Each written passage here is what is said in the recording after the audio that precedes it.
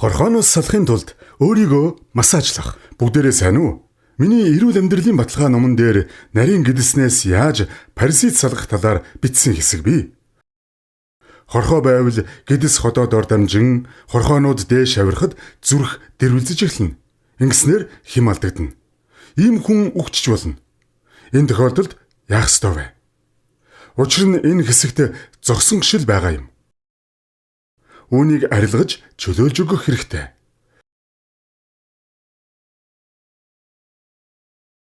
Зогсон гшлийг арилгавал зүрхний хэсэг чөлөөлөгдөнө.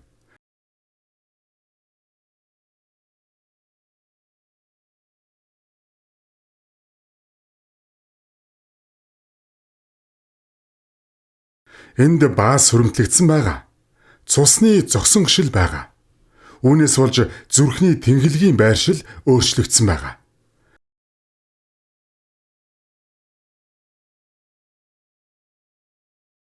Энд тууцан хорхоон толгой байгаа.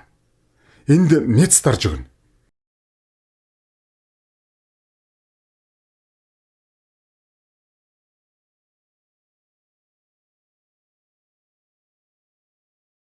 Би ердөөл энэ эсхийг чөлөөлж байна. Ингэж чөлөөлнө. Хэм алдагдал чинь арилсан уу? Тийм ээ, яг энэ дасгалын дараа арилсан. 2-7 хоногийн өмнө би массажлж өгсөн. Хэм алдагдал шууд засарсан. Би түүнд яаж өөртөө хийхийг нь зааж өгсөн.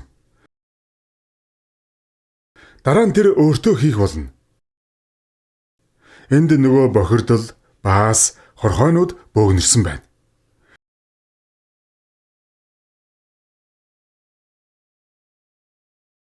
Энэ бүхнийг арилгавал зүрх чөлөөлөгдөөд сайн ажиллаж эхлэх болно. Үүнийг хийж сурах хэрэгтэй. Сурахад хэцүү биш. Үүнийг дотор эргэтэн өргөх массаж гэж нэрлэдэг. Хардаа дотор эргэтнийг өргөх массаж гэнэ. Хоёр гараа энд ингэж тавьж хатгаж дараад дотор эргэтнээ өргөнө. Амьсгалаа аваад гаргаарай. Гараа дараад дээш нь тат.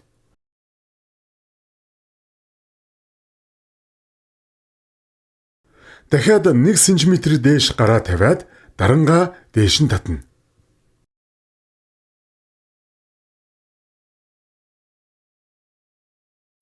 Дахиад дараад дээш нь татна.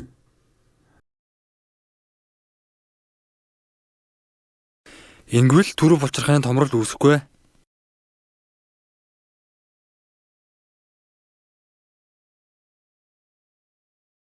За, одоо баруун арцгны дээр тавина.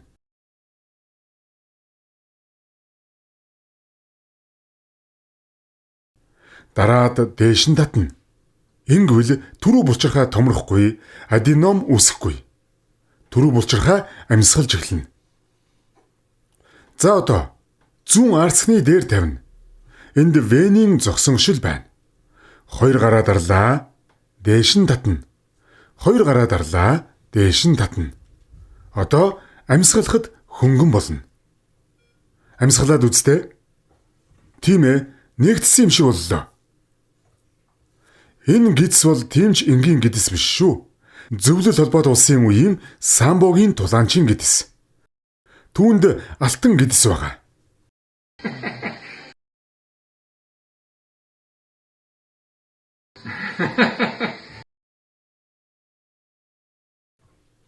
Дахиад автаад хийгээрэй.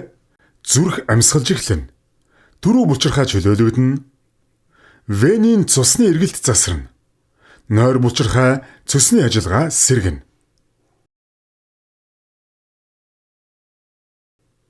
За, одоо хүйн эргэн тойрондох 4 цэг дээр дарна. Хүйний дор хүйний 2 хажууд, хүйний яг дээр дарна. Амьсгалаа аваад гаргаарай. Гаргах үед нь дарж өгнө. Хүйний дор дарвал түрүү булчирхайтай холбоотой цэг юм. Хүйн зүүн талд дарвал зүрхийг татна. Зүрхтэй холбоотой цэг. Энд чөлөөлөгдвөл зүрх ажиллаж эхэлнэ. Зүрх рүү татаад байна. Зүрх рүү татагдана. Энэ зүрхтэй холбоотой байхгүй юу? Ингээд л зүрхний хэм алдагдал арилна. Одоо хүйн баруун талд Дараа нь хүйн дээр дарна. Одоо эдгээрийн дунд яг хүйн голд дарна. Одоо өөрөө хийдэ. Нэг хуруунд дээрээ нөгөө хуруугаа тавьж дараад 5 секунд болно. Хүйний дээр дарвал нарийн гэдэстэй холбоотой венийн зогсоншлыг арилгая. Хоол боловсруулалт сайжирна. Энэ дардаа маш их бичил судас байгаа. Тэр бум бичил судас бий. Эндээс хоол тижэл авсан судас зүрх, бамбай булчирхай тархийг тижээдэг. Гол судас үүгээр явж зүрх рүү ордог. Зүрх сайн ажиллаж эхлэнэ.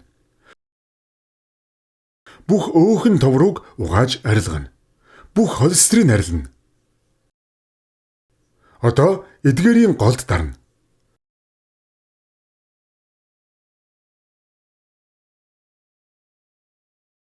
Одоо хажуугийн зэг. Дараа нь эргэн тойрны зэгүүд 1, 2, 3, 4. Амьсгалаа гаргаад 5-6 секунд дарна.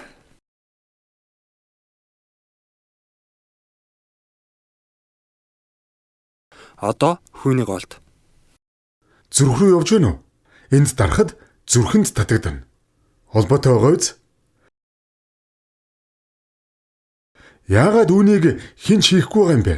Яагаад эмчнэр хийхгүй байгаа юм бэ? Бүгд л химийн имээр бөмбөгдөөд байдаг. Энд 10 хануур орхоо тавьсан, дараа нь дахиад 5, дараа нь дахиад 5 орхоо тавьсан. Тийм ээ, хануур хорхоогоо салгуулсан байгаа нь энэ. 4 өдөр дарааллаад 20 хануур орхоо тавьсан. Зүрх чөлөөлөгдсөн, зүрх муудах нь арилсан.